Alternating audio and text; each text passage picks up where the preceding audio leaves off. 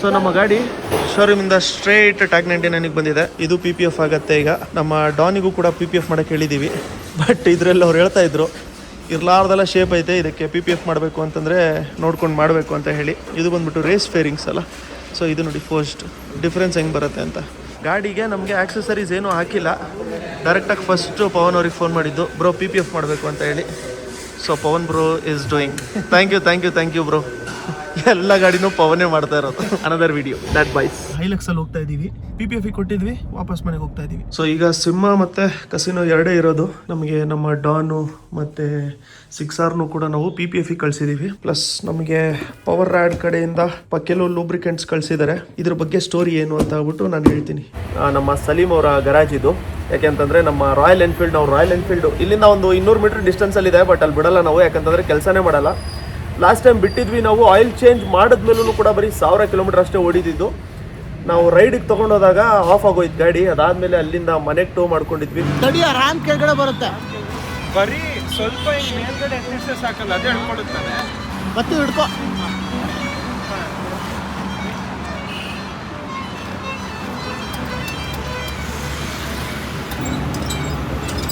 ಮನೆಗೆ ಟೋ ಮಾಡ್ಕೊಂಡು ಅದಾದ್ಮೇಲೆ ಸಲೀಮ್ ಅವ್ರ ಹತ್ರ ಕೊಟ್ಟರೆ ಸಲೀಮ್ ಅವ್ರು ಹೇಳಿದ್ದು ಕ್ಯಾನಿಸ್ಟರ್ ಹೋಗಿದೆ ಅಂತ. ಸೊ ರೆಗ್ಯುಲರ್ ಪ್ರಾಬ್ಲಮ್ ಬರುತ್ತೆ ಇದು ಇಂಟರ್ಸೆಪ್ಟರ್ ಮತ್ತು GD650 ಅಂತ ಹೇಳಿದ್ರು. ರೀಸೆಂಟಾಗಿ ಚೇಂಜು ಕೂಡ ಮಾಡಿಸ್ಕೊಂಡಿದ್ರು ಅಂತ. ಸೊ ಆಯಿಲ್ ಚೇಂಜ್ ಮಾಡ್ಕೊಬೇಕು ಅಂತ ಹೇಳಿದ್ರು. ನಾನು ಅಷ್ಟೊತ್ತಿಗೆ ಆಯಿಲು ನಾನು ತರಿಸ್ಕೊತೀನಿ ಅಂತ ಹೇಳ್ಬಿಟ್ಟು ನಾನು ಇವಾಗ ಪಕೇಲೋದು 10W50 ತರಿಸ್ಕೊಂಡಿರೋವಂಥದ್ದು. ಸೊ ಇದನ್ನು ಟೆಸ್ಟ್ ಮಾಡೋಣ ಅಂತ. ಜಾಸ್ತಿ ಕೂಲಿಂಗ್ ಇದೆ ಅಂತ ಹೇಳ್ಬಿಟ್ಟು ಕೇಳಿದ್ದೆ. ಇದರ ರಿವ್ಯೂ ನಾನು ಮತ್ತೆ ರೈಡ್ ಮಾಡ್ತಾ ಇರ್ಬೇಕಾದ್ರೆ ಕೊಡ್ತೀನಿ ನಿಮಗೆ. ಈ ಗಾಡಿ ಮೇಲೂ ಕೂಡ ನಾನು ಕಂಪ್ಲೀಟಾಗಿ ವೀಡಿಯೋ ಮಾಡ್ಕೊಂಡಿಲ್ಲ. ಬಟ್ ಇದ್ರದ್ದೊಂದು ಸ್ಟೋರಿ ಹೇಳ್ಬೇಕು ನಿಮಗೆ. ಯಾಕಂತಂದರೆ ನಿಮ್ಗೆಲ್ಲರಿಗೂ ಗೊತ್ತಿರೋಂಗೆ ಈ ಗಾಡಿ ಬಂದ್ಬಿಟ್ಟು ನಾವು ಚೇಂಜ್ ಮಾಡಿಸ್ಕೊಂಡಿದ್ದು, RTO ಚೇಂಜ್ ಮಾಡಿಸ್ಕೊಂಡಿದ್ದು ತಮಿಳ್ನಾಡಿಂದ ಅದನ್ನು ಕರ್ನಾಟಕ ಮಾಡಿಸ್ಕೊಂಡಿದ್ದು. ಅದರ ಪ್ರೊಸೀಜರು ಕೂಡ ನಾನು ನಿಮಗೆ ಹೇಳ್ತೀನಿ. ಈಗ ಇದರಲ್ಲಿ ಇಶ್ಯೂ ಇದ್ದಿದ್ದು ಕ್ಯಾನಿಸ್ಟರ್ದಂತೆ. ಸೊ ಕ್ಯಾನಿಸ್ಟರ್ ಇವಾಗ ಇನ್ಸ್ಟಾಲ್ ಮಾಡ್ಕೊಬೇಕು. ಅದು ಕಷ್ಟ ಅಂತ ಹೇಳ್ತಾ ಇದ್ರು. ಬಟ್ ಆಯಿಲ್ ಚೇಂಜ್ ಒಂದು ಮಾಡ್ಕೊಬೇಕು. ಅವ್ರು ಮಾಡಿಟ್ಟಿದ್ರು. ನಾವು ಅವರಿಗೆ 5 ದಿನದಿಂದ ವೆಯ್ಟ್ ಮಾಡಿಸಿದ್ದೀವಿ. ಬ್ರೋ ನಾನು ಆಯಿಲ್ ಕೊಡ್ತೀನಿ, ಅದನ್ನೇ ಹಾಕೋಣ ಅಂತ ಹೇಳಿ. So will test out this one. ಅದಾದಮೇಲೆ ನಿಮಗೆ ಇದರ ರಿವ್ಯೂ ಕೂಡ ಕೊಡ್ತೀನಿ. ಬಟ್ SR ಮೋಟೋ ನಾನು ಕಾಂಟ್ಯಾಕ್ಟ್ ಡೀಟೇಲ್ಸ್ ಹಾಕಿರ್ತೀನಿ ಸ್ಕ್ರೀನ್ ಮೇಲೆ. Thank you Salim bhai. So ನಮ್ದು 2 ಗಾಡಿನೂ ಕೂಡ PPF ಆಗಿದೆ. ಸೊ ಇದು ಬಂದ್ಬಿಟ್ಟು ಗ್ಯಾರಿವೇರ್ PPF ಹಾಕ್ಸ್ಕೊಂಡಿರೋಂಥದ್ದು. ನಾವು ಹಾಕ್ಸಿದ್ದು ಟ್ಯಾಗ್ 99 ಸೊ ಪ್ರಾಪರ್ ಆಗಿ ರೆಡಿ ಆಗಿದೆ. ಸೊ ಅವ್ರು ಇನ್ನ 100 ಕಿಲೋಮೀಟರ್ಸ್ ನೀವು ಸ್ವಲ್ಪ ನೋಡ್ಕೊಂಡು ಓಡಿಸಿ. ಯಾಕೆ ಅಂತಂದ್ರೆ ಇದರಲ್ಲಿ ಎಡ್ಜಸ್ ಎಲ್ಲ ಸಿಕ್ಕಾಪಟ್ಟೆ ಜಾಸ್ತಿ ಇದೆ. ಎಡ್ಜಸ್ ಮೇಲೂ ಕೂಡ ಒಂದು ಲೇಯರ್ ಅವರು PPF ಮಾಡಿದ್ದಾರೆ. ಬಟ್ ಅಂದ್ರೂ ಸ್ಪೀಡ್ ಅಲ್ಲಿ ಕೆಲವೊಂದ್ಸರಿ ಬರುವಂತ ಚಾನ್ಸಸ್ ಇರುತ್ತೆ ಅಂತ ಹೇಳಿ ಅವರು ಹೇಳಿದ್ದಾರೆ. ಸೊ ಒಂದು 100 ಕಿಲೋಮೀಟರ್ ವರೆಗೂ ಅದಾದ್ಮೇಲೆ ಹೀಟಿಗೆ ಅದು ಅಡ್ಜಸ್ಟ್ ಆಗಿರುತ್ತೆ ಅಂತ. But for now it is next level glossy. So ನಮ್ಮ ಡಾನ್ ಕೂಡ ಆಗಿದೆ. ಪ್ಲಸ್ ಮಿಂಚು ಆಲ್ಸೋ ಈಸ್ ಮಿಂಚಿಂಗ್. ಪಾಪ ರಾಕಿ ಅಂತೂ ಗಾಡಿ ತಗೊಂಬಂದ್ಮೇಲೆ ಮನೆಗೆ ತೊಗೊಂಡೋಗಿರ್ಲಿಲ್ಲ. ಅದನ್ನು ಇನ್ನೊಂದು ಸ್ಪೆಷಲ್ ಥಿಂಗ್ ತೋರಿಸ್ತಾ ಇರೋಂಥದ್ದು, ಈ ಗಾಡೀಲಿ ಏನಿದೆಯಲ್ಲ, ಈ ಗಾಡೀಲಿ ಹೊರಗಡೆ ಹಾಕಿರೋದು this is PPF, black colour PPF. So ಇದು ಪವನ್ ಅವ್ರದ್ದೇ ಗಾಡಿ ಒಳಗಡೆಯಿಂದ ನೋಡಿ ಸ್ವಲ್ಪ ಚಾಕ್ಲೇಟ್ ಕಲರ್ ಇದೆ ಇದು. ಸೊ ಅದನ್ನು ಫಸ್ಟು ಈ ಗಾಡಿಗೆ ಟ್ರೈ ಮಾಡ್ತೀನಿ ಅಂತ ಹೇಳ್ಬಿಟ್ಟು ಈ ಗಾಡಿಗೆ PPF ಮಾಡಿರೋದು. ಫಿನಿಶಿಂಗ್ ಅದು ಸಕದ ಬಂದಿದೆ. ಆ್ಯಕ್ಚುಲಿ ಫುಲ್ಲು ಪೇಂಟ್ ಥರನೇ ಬಂದಿದೆ. That is all. ಅದಾದಮೇಲೆ ನಂಬರ್ ಪ್ಲೇಟ್ ಅಂಟಿಸಿರೋದಿದೆ.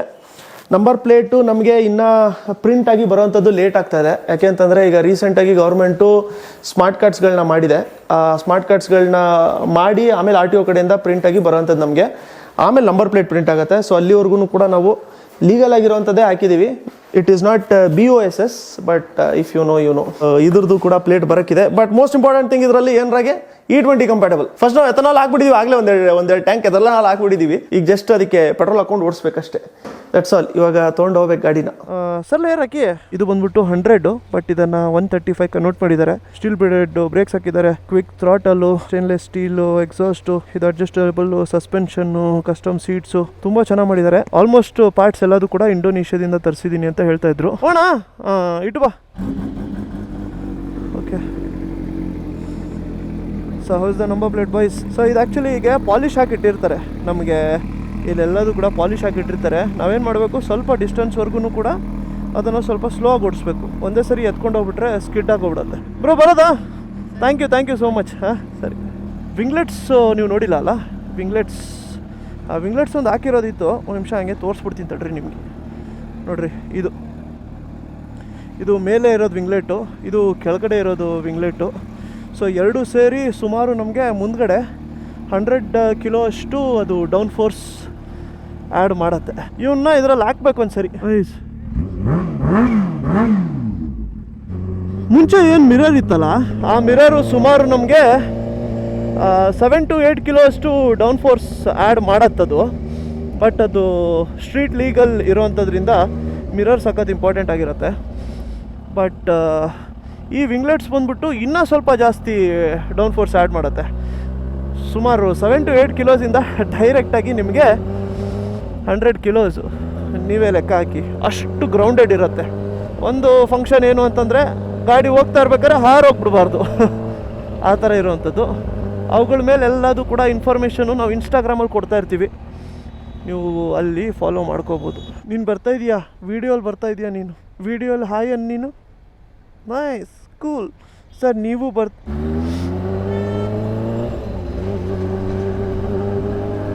ಇವತ್ತು ಆ್ಯಕ್ಚುಲಿ ಒಂದು ಸರ್ರಾಗಿರೋವಂಥದ್ದು ಕ್ರ್ಯಾಶ್ ನೋಡ್ಬಿಟ್ಟು ಪಾಪ ಆವಾಗ ಹೆದರಿಕೆ ಆಗೋಯ್ತು ಸ್ಪೀಡಾಗಿ ಓಡ್ಸೋಕ್ಕೆ ಅಂತ ಹೇಳಿ. ಪಾಪ ಒಂದು ಅಂಕಲು ಆಂಟಿ ಹೋಗ್ತಾಯಿದ್ರು ಹಿಂಗೆ. ಅಷ್ಟೊತ್ತಿಗೆ ಅವನು ಆಲ್ಟೋದಲ್ಲಿ ಒಬ್ಬ ಹುಡುಗ ಶಿಷ್ಯ ಫೋನಲ್ಲಿದ್ದು ಬರ್ತವನೇ ರಪ್ಪ ಅಂತ ಕೊಟ್ಬಿಟ್ಟ. ಪಾಪ ಒಬ್ರು ಕಾಲು ಹಿಂಗೆ ತಿರ್ಕೊಂಬಿಡ್ತದು. ಬಟ್ ಗಾಡಿದು ಇರೋದೇ ಇದು ರೇಸ್ ಫೇರಿಂಗ್ಸು. ಈ ರೇಸ್ ಫೇರಿಂಗ್ಸ್ ಅಂತಂದರೆ ಏನು ಗೊತ್ತಾ, ಕೆಲವೊಬ್ಬರಿಗೆ ನಿಮಗೆ ಕನ್ಫ್ಯೂಷನ್ ಇರುತ್ತೆ, ಇರೋ ಗಾಡಿ ಮೇಲೆ ಏನಾದ್ರು ಫೇರಿಂಗ್ಸ್ ಹಾಕೋರಾ ಅಂತ ಹೇಳ್ಬಿಟ್ಟು. ಆ ಥರ ಇರೋಲ್ಲ. ರೇಸ್ ಫೇರಿಂಗ್ಸ್ ಯಾವ ಥರ ಬರುತ್ತೆ ಅಂದರೆ, ನಮ್ಮ ಇರೋವಂಥ ಪಾರ್ಟ್ಸ್ಗಳನ್ನ ತೆಗೆದು ನಾವು ಇಟ್ಕೊಂಬಿಡೋದು, ಇದು ಬೇರೆ ಪಾರ್ಟ್ನ ಅವ್ರು ಕಳಿಸ್ಕೊಟ್ಟಿರ್ತಾರೆ, ಅದನ್ನು ಹಾಕೋದು. ಇದರಲ್ಲಿ ನೋಡಿ, ಈಗ ನಾವು ಈ ಫೇರಿಂಗ್ಸ್ ತರಿಸಿರೋ ಅಂಥದ್ದನ್ನ ನೀವು ನೋಡಿದ್ರೆ ಜಸ್ಟ್ ಪ್ಲಗ್ ಆ್ಯಂಡ್ ಪ್ಲೇ. ಯಾಕೆ ಅಂತಂದರೆ ನಾವು ಇನ್ಸ್ಟಾಲೇಷನು ಕೂಡ ಎಲ್ಲ ಮಾಡಿಸ್ಕೊಂಡಿರೋಂಥದ್ದಲ್ಲಿ ಕವಾಸಾಕಿಯಲ್ಲೇ ಇನ್ಸ್ಟಾಲೇಷನ್ ಮಾಡಿಸ್ಕೊಂಡಿದ್ದು. ಇದೇನಾಗಿರುತ್ತೆ, ಬೇರೆ ದೇಶದಲ್ಲಿ ಅವರು ಈ ಥರ ಒಂದು ಫೇರಿಂಗ್ ಮಾಡಬೇಕು ಅಂತಂದರೆ ಅವರೇ ಒಂದು ಗಾಡಿ ತಗೊಂಡ್ಬಿಡ್ತಾರೆ. ನಾವು ಮೊನ್ನೆ ಬ್ರೆನ್ ಟ್ಯೂನವ್ರಿಗೂ ಕೂಡ ಮಾತಾಡ್ತಾಯಿದ್ವಿ. ಯಾಕಂತಂದರೆ S1000RRಲ್ಲಿ ಅವ್ರ ಟ್ಯೂನ್ ಇದೆಯಲ್ಲ, ಸೊ ಅದಕ್ಕೆ ಅವ್ರು ಹೇಳಿದ್ದು ನಮಗೆ, ನಾವೇನಾದ್ರು ಟ್ಯೂನ್ ಮಾಡಬೇಕು ಅಂತಂದರೆ ಬ್ರಾಂಚಸಲ್ಲಿ 2 ಗಾಡಿ ಇಟ್ಟಿರ್ತೀವಿ, ಅವುಗಳ ಮೇಲೆ ನಾವು ಫಸ್ಟು ಟೆಸ್ಟ್ ಮಾಡ್ತೀವಿ, ಆಮೇಲೆ ನಾವು ಮಾರ್ಕೆಟಿಗೆ ಬಿಡೋವಂಥದ್ದು. ಇಲ್ಲ ಅಂತಂದರೆ ಪ್ರಾಬ್ಲಮ್ ಆಗುತ್ತೆ ಅಂತ. ಸಿಮಿಲರ್ಲಿ ಇವ್ರೂ ಕೂಡ ಅವ್ರ ಗಾಡಿ ತೊಗೊಂಡು ಅದಕ್ಕೆ ಆ ಥರ ಪ್ರಿಸಿಷನಲ್ಲಿ ಮೌಂಟ್ ಮಾಡ್ಕೊಂಡಿರ್ತಾರೆ. ಅದ್ರ ಮೇಲೆ R&D ಮಾಡಿದ ಮೇಲೆ ನಮಗೆ ಫೇರಿಂಗ್ಸ್ ಕೊಟ್ಟು ಕಳಿಸೋದು. ಆವಾಗಲೇ ಅವ್ರು ಹೇಳೋದು, ಇಲ್ಲಪ್ಪ ನಾವು ಇವಾಗ ಈ ಗಾಡಿಗಳಿಗೆ ಫೇರಿಂಗ್ಸ್ ಬಿಡ್ತಾಯಿದ್ದೀವಿ, ನಾವು ಬಿಡ್ತೀವಿ ಅಂತ. ಇವೆಂಚುಲಿ ನಾವು ಇದಕ್ಕೂ ಕೂಡ ಮಾನ್ಸ್ಟರ್ ಫೇರಿಂಗ್ಸಿಂದ ಫೇರಿಂಗ್ಸ್ ಹಾಕ್ಸ್ತೀವಿ. ಬಟ್ ಇವಾಗ ಇದಕ್ಕೆ ಹಾಕಿರೋದಿದೆ, ನಮ್ಮ S1000ಗಿದೆ, CBRಗೂ ಕೂಡ ಹಾಕ್ಸೋಣ ಅಂತ ಹೇಳ್ಬಿಟ್ಟು ಅಂದ್ಕೊಂಡಿದ್ದೀವಿ. ಇದೇನು ಅಂತಂದರೆ ನಾನು ಅವ್ರಿಗೆ ಹೇಳಿದ್ದೆ ಇಂಟೆನ್ಷನ್ನು, ಫುಲ್ ಗಾಡಿ ಕಾರ್ಬನ್ ಫೈಬರ್ ಮಾಡಬೇಕು, ನನಗೆ ಅದರ ಪ್ರಕಾರನೇ ಫೇರಿಂಗ್ಸ್ ಬೇಕು ಅಂತ ಹೇಳಿ. ಸೊ ಅದಕ್ಕೆ ನಾವು ಕೂತ್ಕೊಂಡು ಡಿಸ್ಕಸ್ ಮಾಡ್ಕೊಂಡಾಗ ಅವ್ರು ಹೇಳಿದ್ರು, ಈ ಲಿವರಿ ಏನು ಮಾಡ್ಕೊಂಡು ಕೊಟ್ಟಿದ್ದಾರೆ ಅವ್ರು ನಮಗೆ, ಇದು ನಮಗೆ ಫೋರ್ಸ್ಡ್ ಕಾರ್ಬನಿಗೆ ಮ್ಯಾಚ್ ಆಗುವಂಥ ಲಿವರಿ ಇದು.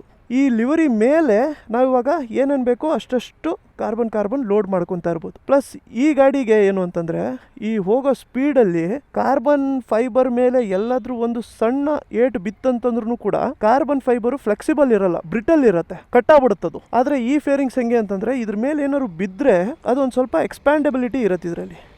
ಅದೇ ಇದ್ರದ್ದೊಂದು ಸ್ಪೆಷಾಲಿಟಿ. ಅದಕ್ಕೋಸ್ಕರ ನಾವು ಡಿಸೈಡ್ ಮಾಡಿಕೊಂಡು ಆಮೇಲೆ ಈ ಫೇರಿಂಗ್ಸ್ ತರಿಸಿದ್ದು. ಮತ್ತು ಬೇರೆ ಪಾರ್ಟ್ಸು ಕೂಡ ಕೊಟ್ಟು ಕಳಿಸಿದ್ರು. ಬಟ್ ನಾವು ನಮ್ಗೆ ಏನೇನು ಬೇಕೋ ಅವನಷ್ಟೇ ಫೋರ್ಸ್ಡ್ ಕಾರ್ಬನ್. ಇದು ನೋಡಿ, ಇದು ಒರಿಜಿನಲ್ಲು ನಮಗೆ ಫೋರ್ಸ್ಡ್ ಕಾರ್ಬನ್ ಈ ಥರ ಬರೋದು. ಸೊ ಓವರಾಲ್ ಲಿವರಿಯಲ್ಲಿ ಮ್ಯಾಚ್ ಆಗುತ್ತೆ. ಬಟ್ ಏನು ಮಾಡಿದ್ದಾರೆ, ಇದನ್ನು ಹಾಕ್ಬಿಟ್ಟು ಅವರು ಯೂಶ್ವಲಾಗಿ ಒಂದು ಕ್ಲಿಯರ್ ಕೋಟ್ ಯೂಶ್ವಲಿ ಮಾಡಲ್ಲ ಅಂತೆ. ಬಟ್ ನಾನು ಹೇಳಿದ್ದೆ ಮಾಡಿಸಿ ಅಂತ ಹೇಳಿ. ಸೊ ಅದಕ್ಕೆ ಮಾಡಿಸಿದ್ಮೇಲೆ ಏನಾಗಿದೆ, ನಮ್ಗೆ ಸ್ವಲ್ಪ ಸಖತ್ತು ಶೈನಿ ಕಾಣ್ತಾಯಿದೆ. ಇನ್ ಪರ್ಸನ್ ನೋಡಿದ್ರೆ ಸಖತ್ ಇಷ್ಟ ಆಗುತ್ತೆ. ಹೆಂಗದ್ರಾಗೆ ಇನ್ನೂ ಗ್ಲಾಸಿ ಆಗಿದೆ. ಆ್ಯಕ್ಚುಲಿ ನಿನಗೆ ಇಲ್ಲಿ ಅಲ್ಲಿಂದ ಸನ್ರೈಸ್ ಎಲ್ಲ ಬೀಳ್ತಾ ಇರೋವಂಥದ್ದು ನೋಡಿದ್ರೆ ನಿನಗೆ ಅವಾಗ ಮಸ್ತಾಗಿ ಕಾಣುತ್ತದು.